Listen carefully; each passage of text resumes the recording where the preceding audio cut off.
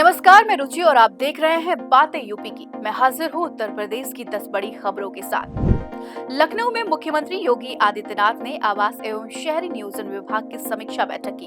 उन्होंने निर्देश दिए कि भवन मानचित्र मामलों का शीघ्र समाधान किया जाए और मास्टर प्लान इस माह के अंत तक GIS बेस्ड अप्रूव हो। सीएम ने मेट्रो परियोजनाओं की प्रगति पर संतोष जताया और लखनऊ, आगरा व कानपुर मेट्रो कार्यों को समय पर पूर्ण करने के निर्देश दिए। उन्होंने कहा कि 900 करोड़ की लागत से बनने वाला इंटरनेशनल एग्जीबिशन कम कन्वेंशन सेंटर 2 साल में तैयार हो। साथ ही यूपी SCR परियोजना की TPR प्रक्रिया में और देरी न हो। उत्तर प्रदेश में आयुष्मान योजना के तहत निजी अस्पतालों की मनमानी बिलिंग पर रोक लगाने के लिए गोपनीय जांच टीमें गठित की गई हैं। ये टीमें जिलेवार औचक निरीक्षण करेंगी। विशेषकर ICU में भर्ती मरीजों की स्थिति की जांच की जाएगी।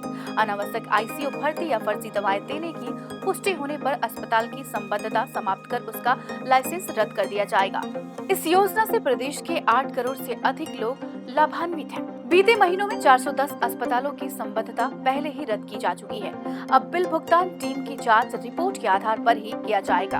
उत्तर प्रदेश अधीनस्थ सेवा चयन आयोग ने समूह क पदों के लिए प्रारंभिक आहारता परीक्षा यानी PET 2025 का विज्ञापन जारी किया है।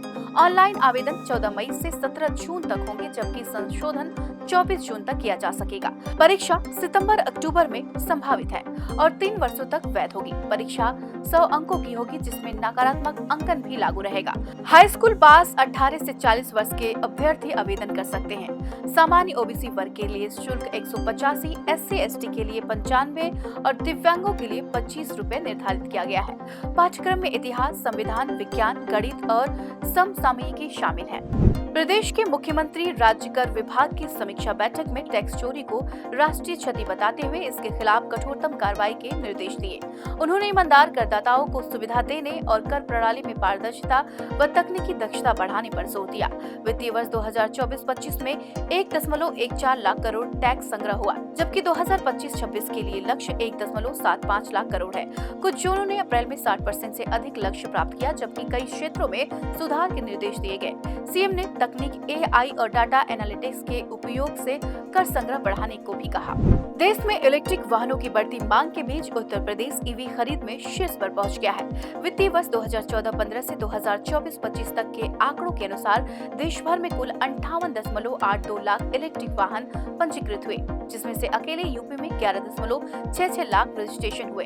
इस मामले में यूपी ने महाराष्ट्र, कर्नाटक और दिल्ली को पीछे छोड़ दिया है। सबसे ज्यादा हिस्सेदारी 54.1% के साथ दोपहिया EV की रही। यह जानकारी council of energy, environment and water green finance centre की रिपोर्ट में सामने आई है। उत्तर प्रदेश सरकार ने सड़क सुरक्षा को लेकर कड़ा कदम उठाया है। अब यदि कोई नकली या गैर मानक हेलमेट पहनकर पकड़ा गया तो उसे सिर्फ चालान नहीं बल्कि FIR का भी सामना करना पड़ेगा। यह निर्णय सड़क हादसों और मौतों की बढ़ती संख्या को देखते हुए लिया गया है। पिछले साल यूपी में 46,000 सड़क हादसों में से 24,000 लोग जान गंवा चुके हैं। इस फैसले का भारतीय 2 व्हीलर हेलमेट मैन्युफैक्चरर्स एसोसिएशन ने स्वागत किया है और अन्य राज्यों से भी ऐसी कार्रवाई करने की अपील की है। उत्तर प्रदेश के मध्यांचल विद्युत वितरण निगम के 19 जिलों में 1800 नियमित कर्मचारियों का वेतन रोक दिया गया है, क्योंकि उन्होंने 30 अप्रैल तक फेशियल अटेंडेंस पंजीकरण नहीं कराया। निगम की MD रिया केजरीवाल ने 1 मई को आदेश जारी किया है।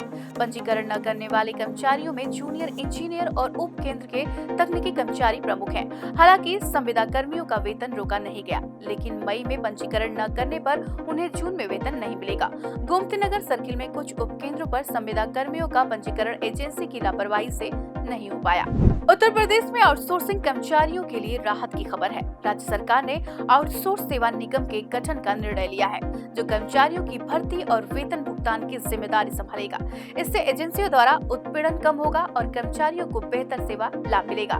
निगम के गठन से सरकार को 22.5% की बचत होगी और कर्मचारियों के EPF और ESI खाते भी सही समय पर खोले जाएंगे। दुर्घटना या विकलांगता की स्थिति में कर्मचारी को 30 लाख रुपए का भुगतान किया जाएगा। प्रस्ताव जल्द ही योगी कैबिनेट की बैठक में रखा जा सकता है।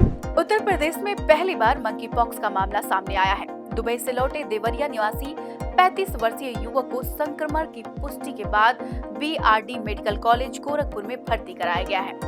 युवक को बुखार, चकत्ते और फफोले की शिकायत थी। स्वास्थ्य विभाग ने अलर्ट जारी कर निगरानी बढ़ा दी है। बता दें कि मंकी पॉक्स एक वायरल बीमारी है जो बंदरों से इंसानों में फैलती है।